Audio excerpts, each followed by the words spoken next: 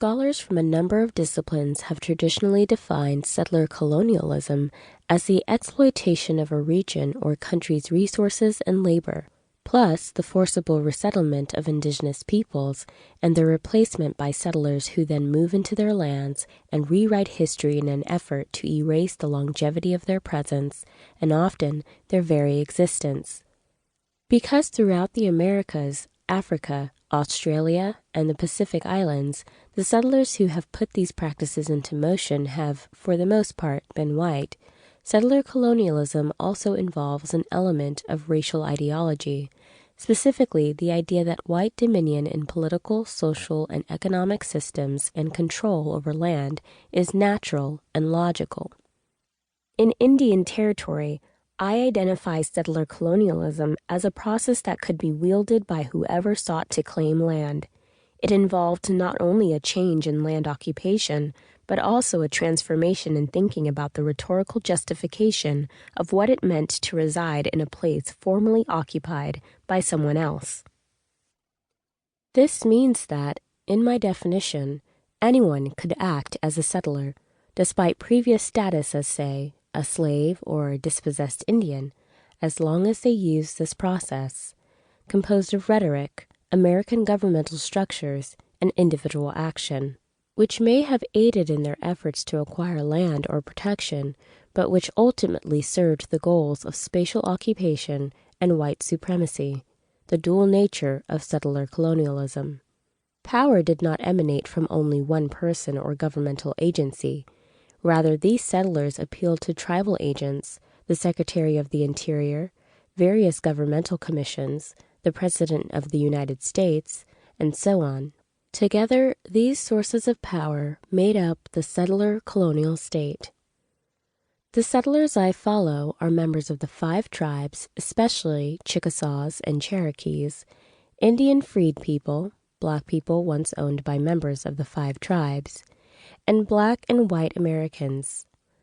These overlapping waves of settlers employed particular iterations of settler colonialism to justify their claims to the land in Indian Territory and hence to the privileges of citizenship or communal belonging. The terms I use for people of African descent throughout this book are a mixture of historical creation and historians' interventions. Freed African Americans were often referred to as freedmen in their own time. For instance, the governmental agency charged with helping them to acclimate to freedom was called the Freedmen's Bureau. In the same historical moment, the U.S. government referred to black people owned by Native Americans and their descendants as Chickasaw freedmen, Cherokee freedmen, and so on, to differentiate their histories of enslavement from those of black people in the United States and to categorize them for the purpose of resource distribution. I use Indian freed people as a gender-neutral catch-all to refer to formerly enslaved women and men from all of the 5 tribes. Though today the descendants of Indian freed people identify, for the most part, as African American, here I largely refer only to those people of African descent who lived in the United States as African American to call attention to their nationalities. Indian freed people were part of the Indian nations they were connected to, and as such, I believe calling them African Americans is anachronistic. In many ways, Eli's life experiences embody the complexities of my definition of settler colonialism and the key arguments of this book. Throughout the United States, enslaved people of African descent owned by whites were used to till and tame the land that was stolen from Native Americans, becoming coerced participants in the process of settler colonialism. Eli's enslavement would eventually serve a similar purpose. He and thousands of other enslaved people of African descent who lived within the 5 tribes were the product of an 18th-century American goal to civilize Native peoples by encouraging them to take part in capitalistic endeavors, including chattel slavery.